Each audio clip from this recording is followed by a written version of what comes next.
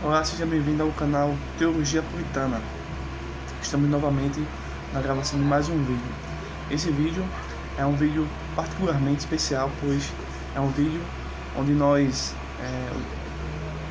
escolhemos algumas perguntas do grupo Mande Sua Pergunta e no domingo é feito a resposta biblicamente a respeito dessas perguntas, certo? São cerca de 7 a 10 perguntas, 6, 5 no máximo. A gente estuda e pesquisa e respondemos aqui no nosso Facebook, depois colocamos no nosso canal. E se você não é inscrito, gostaria de convidar você a se inscrever no nosso canal, a compartilhar nossos vídeos, a deixar uma mensagem ou até mesmo alguma pergunta aqui. No próximo domingo a gente pode escolher e responder aqui novamente no Facebook, tá certo? Primeiramente gostaria de deixar um texto bíblico que se encontra na carta de Paulo, que escreveu a 1 Timóteo capítulo 6, versículo de número 20 e o versículo de número 21 também. E tu, ó Timóteo, guarda o que te foi confiado, evitando os falatórios inúteis e profanos e com as contradições do saber, como falsamente lhe chamam, pois alguns professando desviaram-se da fé. A graça seja convosco. Primeiramente, esse texto é um texto muito importante para o amadurecimento da fé cristã e para todos os cristãos bíblicos da face da terra. Por quê? Timóteo recebeu essa carta como uma orientação.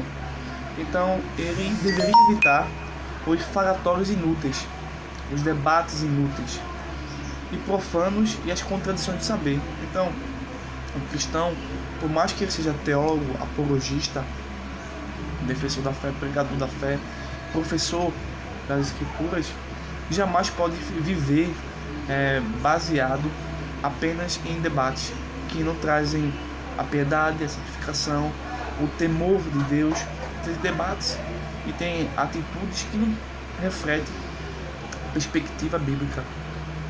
Alguns debates, algumas pesquisas apologéticas e teológicas, sim, refletem as escrituras, mas a grande maioria não. Por isso que é necessário evitar os falatórios inúteis e profanos e as contradições do falso saber, certo? Vamos começar aqui respondendo uma pergunta muito polêmica, mas de viés escatológico, que é: o que é o Armagedon e onde vai ser? Para você, o que é o Armagedon e onde vai ser? Bem, primeiramente, o Armagedon é um acontecimento que vai acontecer nos últimos dias. O livro do Apocalipse ensina que o mundo entrará totalmente em trevas e o anticristo vai romper a paz com Israel. Isso significa que os exércitos dos países aliados ao anticristo lutarão contra Israel durante a grande tribulação. A palavra Armagedon significa Monte Megido, em Apocalipse capítulo 16, versículo 16. E onde vai ser? O conflito militar, físico, de grandes proporções, ocorrerá junto ao Megido, na planície do Armagedon, no vale de Josafá, na parte oriental de Jerusalém, e no vale de Asdraelon, também conhecido como vale de Jezreel, no vale de Tanak, e nos campos de Megido, uma planície aproximadamente 30 km de comprimento por 22 km de altura, que se encontra ao pé do monte Megido Armagedon. A segunda pergunta que nós vamos responder é: Judas Iscariotes já nasceu predestinado para trair Jesus e ir para o inferno eterno? Algumas pessoas dizem que sim, outras dizem que não. Outras ainda estão confusas e outras não encontram nenhum tipo de respostas. E algumas pessoas até perguntam algumas coisas como assim: e por que as denominações não se preocupam em fazer uma explicação de textos tão difíceis da Bíblia? E vou responder. Primeiro vamos começar por essa: porque as denominações, os professores da EBD não começam explicando as escrituras? Bem, por diversos motivos. Um dos motivos, que ao meu ver, é o seguinte: às vezes é por falta de interesse do aluno ou principalmente pelo despreparo do professor da IBD. Pois eu conheço muitas pessoas da IBD que, infelizmente, certo, não tem capacidade nenhuma intelectual de passar um ensinamento bíblico. Estão ali apenas por questão de hierarquia, de conhecimento de A e de B. E essa mecânica acaba atingindo pessoas que necessitam de conhecimento.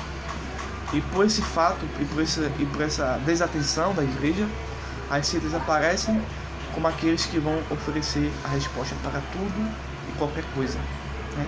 Preciso a gente melhorar nossa IBD e assim ajudar os alunos a entender e a oferecer materiais bons, verdadeiros, sobre algumas questões da fé cristã ou da interpretação. Bem, Judas nasceu já condenado ao inferno e atrás de Jesus? Vamos ver. Judas não foi predestinado ao inferno no modelo de pensamento calvinista. Observação: qualquer pessoa poderia ir atrás de Jesus. Qualquer um dos discípulos, alguém da multidão, poderia ir atrás de Jesus. Qualquer pessoa. Até mesmo nos dias de hoje, existem muitas igrejas que traem o Messias, né? Até mesmo por uma moeda, por prata ou outra coisa que substitua essa situação. Bem, Judas era um salvo, né? Assim é o pensamento arminiano, assim é o pensamento bíblico. Judas era um salvo que se perdeu. Judas era um salvo que se perdeu. Veja só, em Mateus capítulo 19, versículo 27 ao versículo 28. Vamos ver aqui em Mateus. Espera aqui. Mateus capítulo 19, versículos 27 e o 28. Diz assim: então lhe falou Pedro: eis que nós tudo deixamos e te seguimos. Que será pois de nós? Jesus lhe respondeu: em verdade vos digo, os que me seguistes, quando entrar na regeneração do Filho do Homem, o Filho do Homem se assentará no trono de sua glória. Também vos assentareis em 12 tronos, para julgar as 12 tribos de Israel. Então o texto está dizendo o seguinte: primeiro, Pedro está dizendo que nós, todos os apóstolos, incluindo Judas, está dizendo que deixamos tudo e te seguimos. Judas seguia Cristo. Se não fosse isso, Pedro teria excluído o Judas. Ou até mesmo o próprio escritor de Lucas teria dado uma nota explicatória, né, sobre isso. O versículo 28 diz o seguinte: em verdade vos digo, os que me seguistes, então Jesus agora está falando para os apóstolos, vocês que me seguiram, que me seguem, quando na regeneração o Filho do Homem se assentará no trono de sua glória. Então Jesus o Messias vai sentar no trono de sua glória.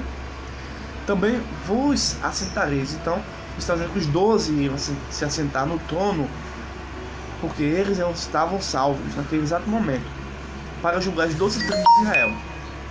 Só que lá na frente, Judas se perdeu, apostatou da fé, deixou as escrituras, deixou o amor de Deus, deixou a verdade do Evangelho e acabou cometendo uma desgraça em sua vida. Certo? Então esse texto deve ser entendido juntamente com João capítulo 6, versículo 20, 70 e 71, e Mateus também 26, capítulo 26, versículo 24. Esses textos soltos, né, no pensamento das seitas, acabam dizendo qualquer coisa. Mas quando a gente acompanha passo a passo, por exemplo, aqui é o capítulo 19 de Mateus, aí você vai para o capítulo 26 de Mateus, depois você vai para o Evangelho de João, capítulo 6, versículo 70 e 71. Então você vai entender o que está acontecendo. Está entendendo?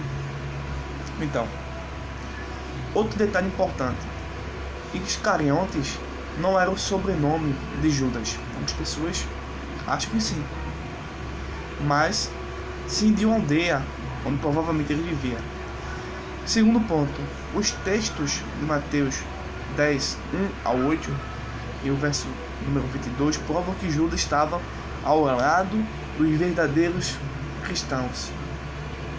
Terceiro, os 12 apóstolos e Judas, inclusive Judas, eram amigos foram escolhidos e eram uma pessoa de confiança do Messias, certo? Quarto, Judas se perdeu porque um dia foi salvo. Atos capítulo 1 e versículo de número 26, a palavra grega, e não é uma palavra hebraica, certo? Porque o Novo Testamento foi escrito em hebraico. Para se perdeu, o abandonou, é a palavra parabe. Isso significa desviar, transgredir. Ora, só se desvia quem um dia estava na fé. Então, um carro só faz um desvio se estava numa rua. Do mesmo modo era Judas. Portanto, Deus, na sua presciência, sempre soube que Judas iria trair o Cristo. Mas isso não significa que Deus manipulou o destino, criando um fatalismo para Judas, colocando ele no inferno eterno. Pelas Escrituras, entendemos que Judas foi responsável por todos os seus próprios atos e será julgado por seus próprios atos, feitos na carne com seus pensamentos. Ou seja, Judas apostatou da fé e traiu o Messias, porque um dia Judas foi escolhido para ser servo de Deus e mesmo assim ele negou a sua chamada. Então não fazemos como Judas, sejamos como os verdadeiros cristãos, continuemos firmes na fé. Terceira pergunta: é possível ter certeza da salvação na visão arminiana? Bem, duas questões. A visão arminiana é um produto de uma sistematização humana, certo? Porém, no que diz respeito às Escrituras, nós podemos ter certeza sim, pois todo o Evangelho de João nos ajuda a entender essa perspectiva de que nós podemos ter certeza da salvação, mas não no viés calvinista, porque só podemos ser salvos mediante a graça de Deus e que a nossa responsabilidade sejamos de continuar a agir dentro dessa graça de Deus e a depender continuamente, né? Não é uma só vez, é continuar dependendo, certo? Portanto, é possível ter certeza sim da salvação nesse sistema arminiano, né? E saber que também podemos perder a salvação, isso será muito trágico, isso é uma coisa eterna, mas é possível sim ter certeza da salvação. Então, é certo uma igreja lançar um candidato a vereador para obter facilidades? Bem, não é certo. A igreja não pode ir por esta perspectiva, né? Porque não é bíblico. Mas seria certo termos pessoas preparadas, primeiramente dentro da igreja, certo? No quesito apologético e teológico, para depois ter a manifestação cultural e política dentro da sociedade, certo? E é certo misturar igreja e política? Depende, pois a igreja não pode ser uma instituição estatal, depender do Estado, né? Nem o Estado pode manipular a igreja, pois são esferas que são diferentes, distintas e separadas, mas que ambas devem coexistir para o benefício de todo e qualquer cidadão. O Estado não pode criar leis que deprimem a igreja, e nem a igreja pode criar dogmas, certo? Para deprimir seres humanos, né? Para algum tipo de benefício particular de alguém ou de algo. Mas, ao contrário, Estado, política, igreja devem existir para garantir certos direitos ao homem. Por exemplo, política tem que permitir a existência contínua da democracia e evitar a todo custo a corrupção e outro tipo de mal cometido por maus políticos. A igreja, por sua vez, deve criar mecanismos de defesa intelectual, de continuidade apologética dentro da sua própria igreja e continuar a pregar o evangelho independente do Estado, certo? E também a fazer estudos sobre perspectivas políticas, qual é que se coaduna com as escrituras e qual que não se coaduna, e evitar a todo custo galgar votos para A ou para B, apenas ficar no plano do mundo das ideias ou do pensamento. nesse quesito, tá certo? Quinta e última pergunta. Apocalipse 17 fala da grande prostituta. Eu queria saber se tem alguma relação com o crente e a política. Bem, vamos ver. A Babilônia é apresentada, na verdade, a Babilônia é uma representação de um sistema pervertido e mundial. O mundo que a Bíblia diz que está no maligno é o que a Babilônia é. Você pode ver isso em 1 João, capítulo 5, versículo 19. Apocalipse capítulo 17, versículos 1 e 2, fala da condenação da grande prostituta. A Babilônia aqui incorpora todas as falsas religiões, seitas e igrejas apóstatas. Esse sistema religioso rejeita todos os ensinos da Bíblia, mas presta atenção, o que a besta Escarlate é um personagem final dos tempos. A besta pode ser melhor identificada como um sistema mundial, ou a Babilônia política, que apoia o sistema religioso apóstata. Aqui, portanto, o termo Babilônia é dado a todo sistema religioso anti-Deus, anticristão, cujo ápice dá-se quando o anticristo e o seu falso profeta implantaram o seu governo após o arrebatamento da igreja.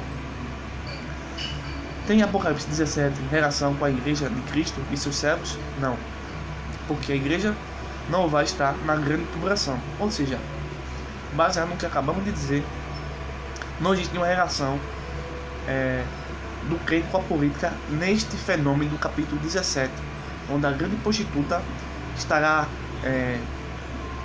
dominando tudo e a todos, porque a igreja já foi arrebatada. Antes do arrebatamento, é claro que o cristão deve ter atitude política e rejeitar certos tipos de política, não é isso? Então eu agradeço a todas as perguntas e até o próximo vídeo. Compartilhe, se inscreva, nos envie mais perguntas para o nosso grupo de WhatsApp. Mande sua pergunta. Forte abraço, fiquem todos com Deus.